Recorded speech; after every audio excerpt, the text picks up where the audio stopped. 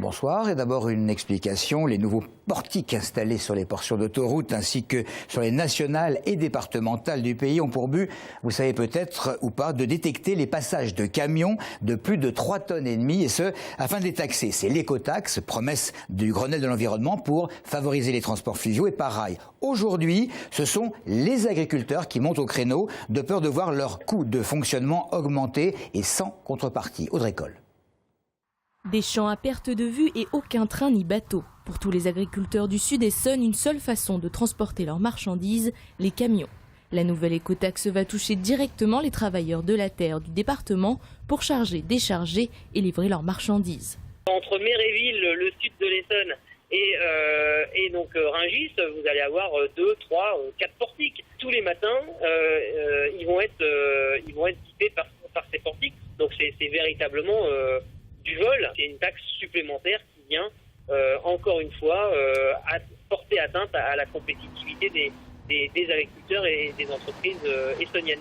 En cause, ces portiques, à chaque fois qu'un camion de plus de 3,5 tonnes passera dessous, il paiera une taxe. Promesse du Grenelle de l'environnement, cette taxe vise à privilégier des transports moins polluants et plus écologiques, une ineptie pour les agriculteurs qui travaillent en filière courte. C'est pas de toute façon en taxant des producteurs locaux qui vont arriver sur le marché de Corbeil ou sur le marché de Mency avec des salades plus chères qu'une salade qui sera venue du fin fond de l'Espagne ou du fin fond du Maroc en avion qu'on va résoudre les problèmes de l'écologie. La Fédération départementale des syndicats d'exploitants agricoles de l'Île-de-France assure que cette taxe augmentera les coûts entre 5 et 10%, impossible à répercuter sur le prix de vente. Un coût pour le secteur agricole qui demande l'abolition de l'écotaxe. L'affaire Leonarda n'en finit pas. Les critiques d'un côté comme de l'autre se succèdent. Ce matin, sur RTL, c'est Jean-Vincent Placé qui a en quelque sorte surpris Jean-Michel Apathy, qui l'interviewait. Le président du groupe écologiste au Sénat ne baisse pas les bras. Il faut se mobiliser. J'espère que le mouvement lycéen qui doit reprendre... C'est pas vrai. Vous souhaitez que ça continue? Et bien sûr, je crois que nous, les écologistes, nous avons été très clairs. D'ailleurs, la réalité, ça a été dit aussi par Alba Ventura, ça a été dit par l'ensemble des forces de gauche, particulièrement le premier secrétaire du Parti socialiste. Moi, je n'ai pas un mot à rajouter à ce qu'a dit avant l'intervention du président de la République et juste après, 30 minutes après, le premier secrétaire du Parti socialiste, Harlem Désir, qui a dit tout à la fois qu'il fallait appliquer la circulaire de novembre 2012, fermeté, et humanisme, et le geste humain, naturel, de faire revenir cette famille, vu les conditions de départ de la jeune femme. Et vous encouragez les lycéens à manifester? Oui, bien sûr.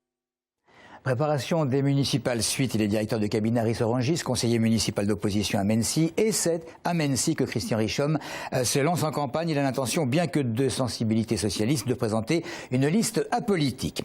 Des salariés d'AT France, une entreprise de réparation de palettes à Bondoufle, occupent leurs locaux depuis hier. La raison de leur colère, 35 employés égyptiens et marocains sur le point d'être expulsés pour défaut de titre de séjour, alors qu'ils travaillent sur le site de Bondoufle depuis maintenant 2 ans et dans des conditions difficiles, à en croire les syndicats. Maxime Lemaine. Saïd travaille chez AT France à Bondoufle depuis 2 ans maintenant. Comme 34 autres de ses collègues marocains et égyptiens, il travaillait auparavant dans la même entreprise, mais en Italie. Aujourd'hui, Saïd n'a qu'un seul désir, rester en France. Première chose, il fait les papiers pour tout le monde. Et après, il fait les contrats pour travailler. Parce que tous les gens qui vont travailler ici, ce n'est pas pour tourner à l'Italie. Parce qu'il n'y a pas notre travail en Italie. Mais voilà, selon la CGT, ces salariés se seraient vus refuser des titres de séjour en règle au motif que leur entreprise ne respecterait pas le droit du travail. Pas de fiche de paye, un salaire extrêmement bas sur lequel est prélevée une somme importante destinée au logement et au transport.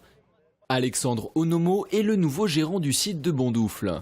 Il assure tout faire pour faciliter la régularisation de ses salariés.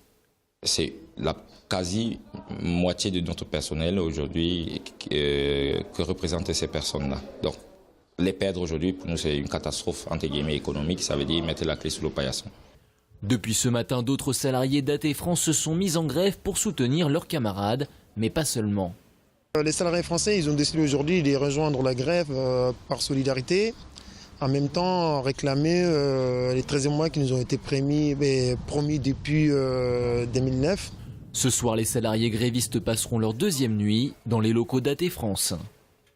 Et côté préfecture, on rappelle que des procédures administratives sont en cours. Du rififi à Massy, si je puis dire, dans le quartier du Pileux, des véhicules d'un cirque se sont installés sur l'aire de stationnement du supermarché Lidl en déployant un chapiteau. La gérante du supermarché, après avoir, semble-t-il, accepté cette installation, entend à présent porter plainte. Et côté cirque, on ne comprend pas.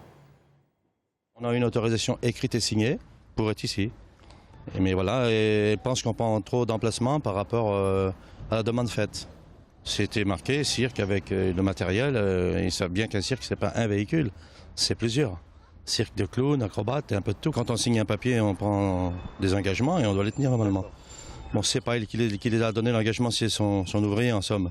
Mais il a quand même signé un document pour qu'on soit là. Hein. On n'est pas là par hasard. Et on ne joue pas sans autorisation, nous. Elle veut porter plainte contre nous, mais nous, on en fera de même. Hein. On ne comprend pas pourquoi, mais voilà. Elle fait ce qu'elle veut, puis nous, on fera ce qu'on a à faire. Témoignage recueilli par Lissi Mizi. Le bilan du déraillement de train à Brétigny en juillet dernier s'est alourdi. 6 personnes avaient trouvé la mort le soir même du drame. Une 7e personne évacuée dans un état grave vient de décéder à la veille d'une lourde opération. 4 autres personnes blessées sont toujours hospitalisées. Et puis ça s'est passé aux premières heures de la matinée à Massy. 2 mamans se sont battues au domicile de l'une d'entre elles à propos d'un des enfants qui aurait eu mauvaise influence sur l'autre.